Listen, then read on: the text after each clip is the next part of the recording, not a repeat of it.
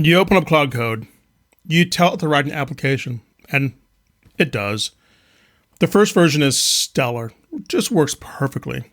But that's just the first version. And you've got a grand vision for this app. So you start adding features, and somewhere along the way, the app starts to slow down. You find a bug, fix it. And the fix creates another bug somewhere else. You're playing whack-a-bug. Does any of this sound familiar? So what's going on? The first version was great. Now the second and third versions are slow and buggy. What happened? What happened is your agent wrote sloppy code. The first version was fine because it wasn't complex enough for the sloppiness to matter. But as your application grew, you started building on top of that sloppy foundation, and it eventually caught up with the code base. Here's the analogy. Imagine you're building a house. The foundation goes in first, then the walls, then the windows and doors, then the roof goes on top. Writing an application is the same. You're layering things down in an order, building on top of what came before. Now let me ask you, what happens if the foundation isn't level? Your walls aren't going to be straight. Your roof isn't going to fit right. Heck, it might even leak. That's exactly what happens with code if you don't lay a solid foundation. Everything you build on top of it will break or be buggy. So why does this happen in the first place? Here's the thing about coding agents. They don't see the forest. They focus on the tree. They don't see what you're trying to build. All they see is what's right in front of them. I need to get this login feature working. That's it. This could mean writing code that already exists somewhere else in your code base, or copying and pasting from one place to another instead of stopping and reasoning through the problem. When I started using code agents, I ran into this exact problem. And what I found was that I was spending all of my time rewriting code the agent had written.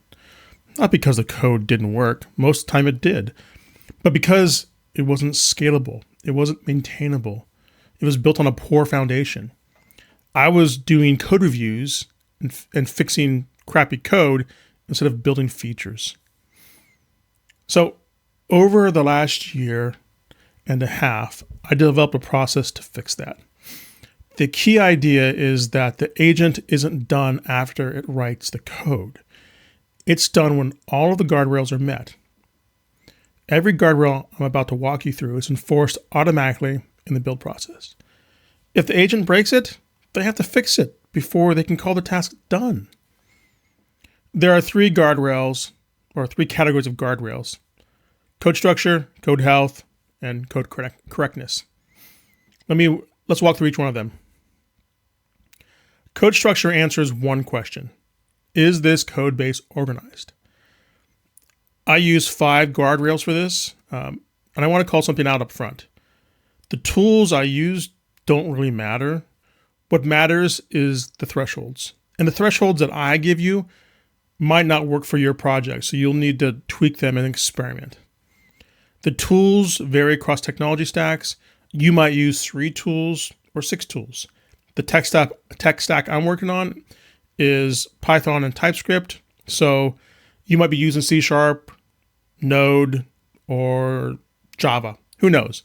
But find the right tools that work for your stack.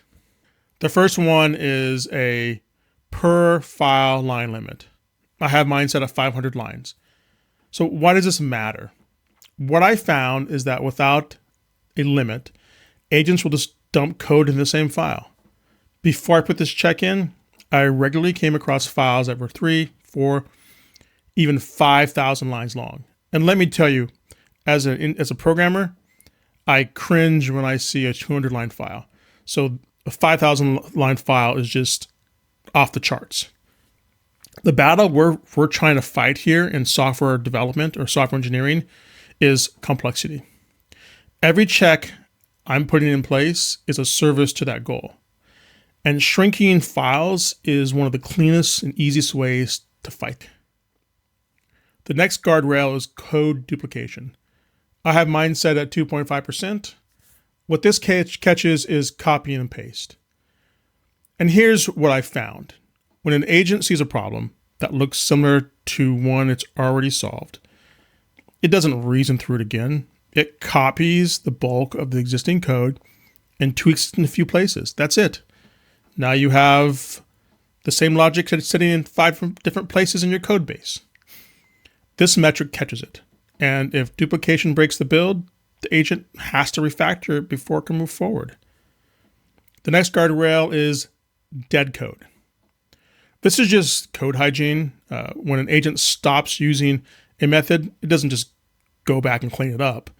So now you've got 500-line file where only 50 lines of the file are actually functional.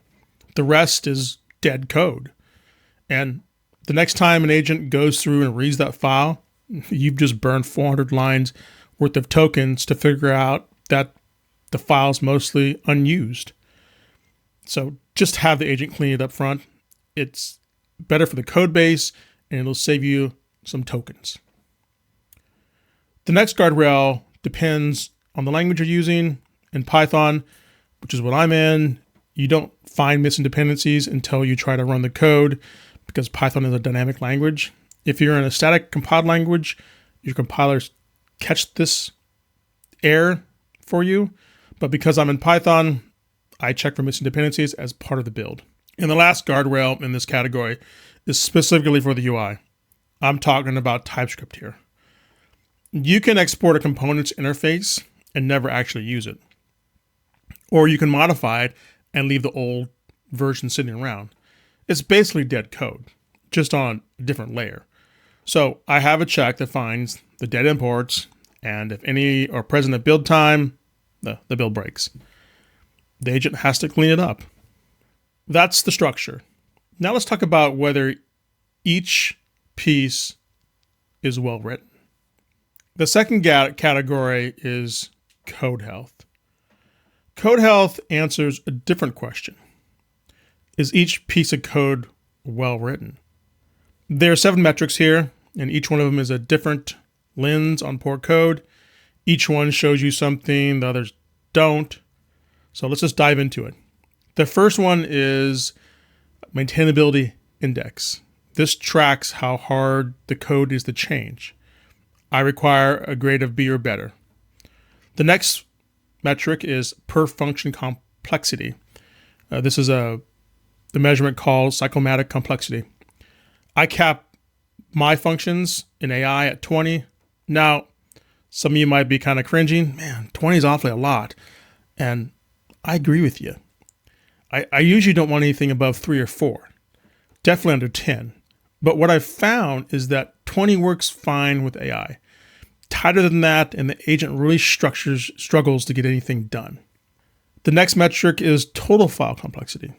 I have that capped at 160. And combine that with the 500-line limit from the previous section, and what you're really doing is forcing the LLM to break things up into smaller files, smaller functions. That's the goal. Lower the complexity. Actually, I should clarify here. It's not about lowering the complexity. It's about lowering the complexity density. That's what we're aiming for. Then I use rough. Rough is a linter. It checks syntax, enforces formatting, and auto-formats the code. On the UI side, I use ESLint, which is basically the same thing except for TypeScript. And then there's the last metric. And this one's important if you're in Python. It's capping what is called no QA. So no QA is a flag, a comment you can add at the end of each line that basically bypasses the error or the linting issue found on that line. It's kind of like a get out of jail free card for the compiler, or in this case for the agent.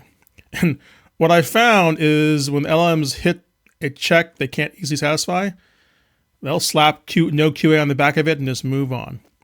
So I cap how many no QA comments the code base can have. Hit the cap, and the agent has to actually fix the problem instead of suppressing it. So that's code health. Code correctness answers exactly what you expect. Does the code work? Isn't that why we're here? Working code? Okay, 5 checks here. By now, you probably picked up the pattern, so I'll move very quickly through this. The first is type checking. I use MyPy for Python. If you're in a statically typed language, your compiler does this for you, so you don't need a separate tool. It's just you run the build, it breaks, you got to fix it. The second is tests. I use PyTest, and this is also where you'd specify coverage. A normal, healthy code base has between 70 and 80% code coverage. The third is Schema Integrity, basically managing your database schema. I use a popular tool in Python. The point really isn't the tool. Whatever's managing your schema, if it has checks that you can check against during the build, run it. Fourth, Guardrail is UI type checking. TypeScript has a no emit flag that checks types without producing any outputs. And this catches type errors on the front end. And the last one is UI tests. I use a framework called Jest. Same idea as the Python tests, just on the front side. So that's the entire system. That's code structure, code health, and code correctness. To make this easy for you, I created 2 projects on GitHub. The first one is called Agent Engineering Playbook. It gives you more details to what we just spoke about. It gives you a guide on how you can add coding metrics and guardrails to your application to ensure the best possible outcome for your coding agents. The second project is called AI Agent Blueprint, and this is an opinionated Python TypeScript implementation of the engineering or the agent engineering playbook. The idea here is this is a starter kit. If you're starting a new application, it already has the principles I talked about in place.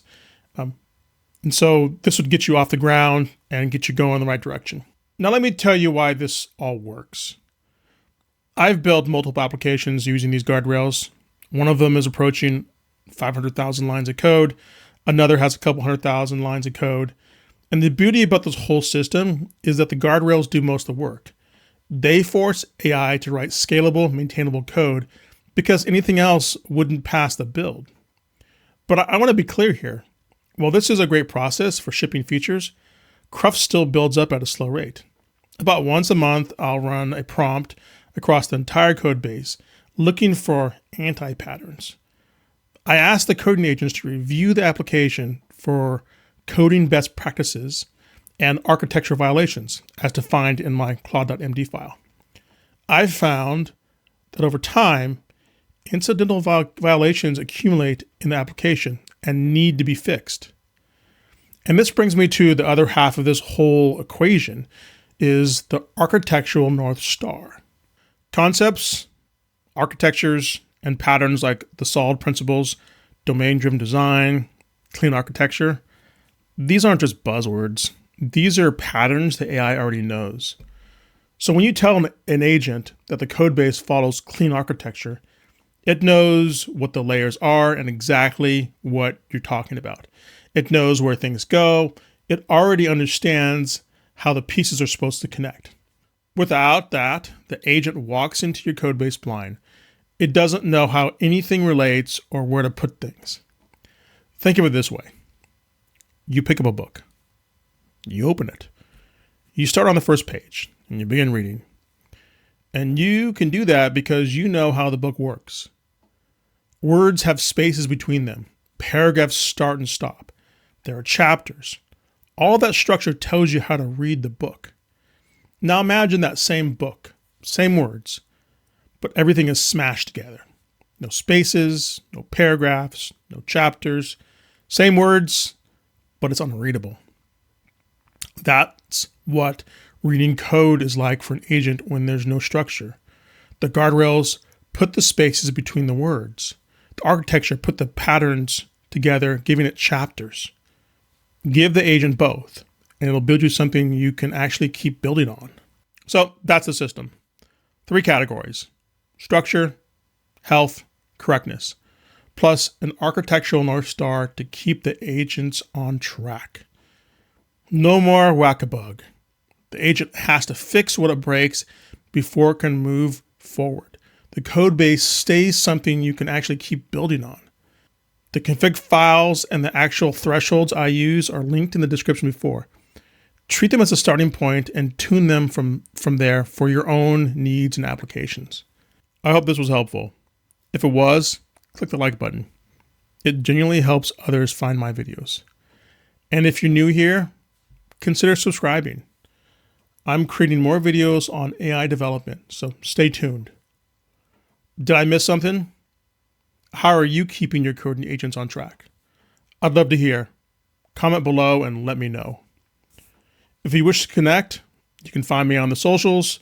Links are in the description below. Thanks for watching. Stay curious and keep learning. Bye.